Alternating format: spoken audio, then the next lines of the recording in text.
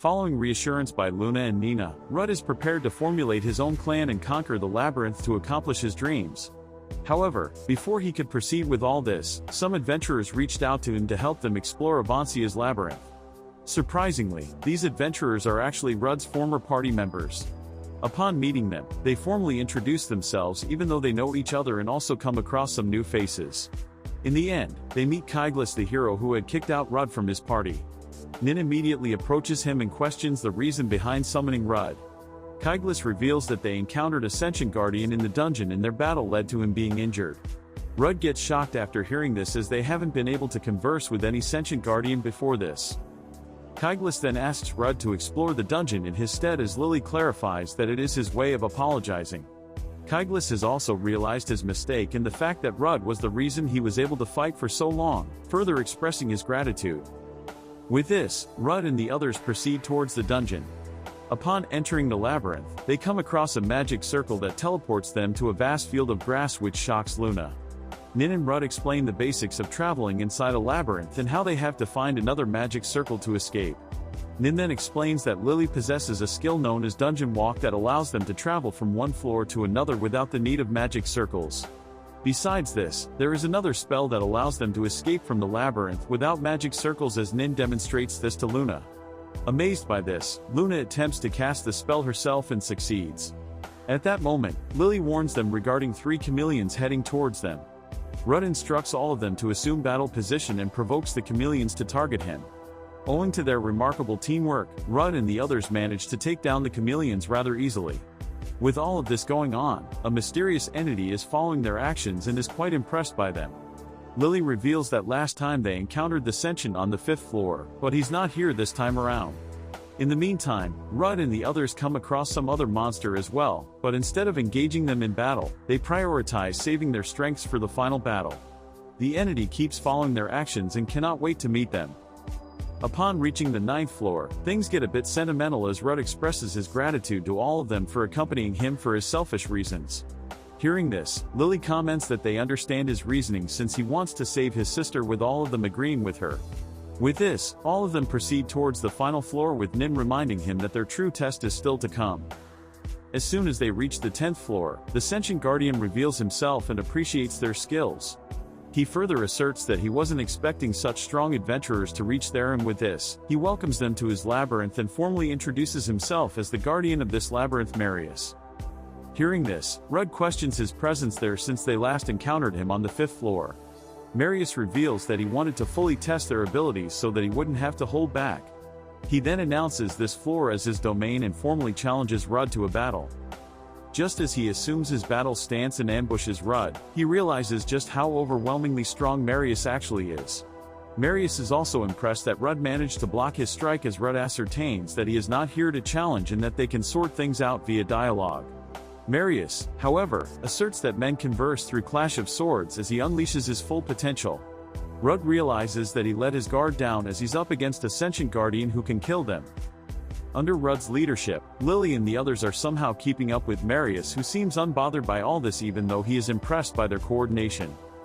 With no other option left, Marius decides to unleash his full potential, which turns him into an actual monster as he further warns all of them to flee if they want to survive. Suddenly, Marius transforms into a massive skeleton as Rudd surmises from his roar that he's overwhelmingly overpowered, but they cannot turn back now.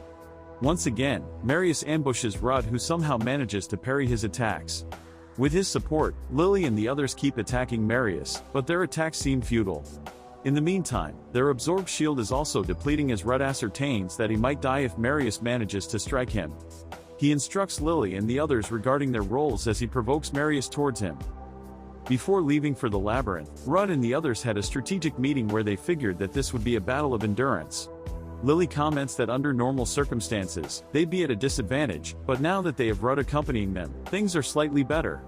His shield of sacrifice and life conversion are skills that can alter the tide of this battle. With the battle prolonging, Lilia and the others are losing their edge and Luna is worried about them, but Nin reminds her that they are supposed to stay behind. She further reassures her that as long as they keep standing, the front line won't fall. With this, Rudd also noticed that Marius' movements are getting sloppy and decides to seize this opportunity to unleash his trump card, life conversion. However, much to his surprise, Marius realizes this beforehand and targets him. Just as things are looking dim, Luna saves him. This grants Rudd the opportunity to land the decisive blow as Luna wonders if they have managed to defeat Marius. Unfortunately, Marius is still alive, which shocks all of them. Rudd, however, is confident that his attack was effective and contemplates if he can land another blow. In the meantime, Marius launches massive towards them, which Rudd blocks rather easily. At that moment, Lily collapses to the ground as Lilia rushes towards her. Sugol also suffers a lethal strike from Marius and starts trembling as he reassures Rudd that he can keep fighting.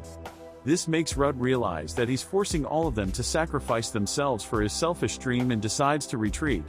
Hearing this, Nin questions the reason behind this as Rudd tells her that being the leader of this party, it's his responsibility to guarantee their safety.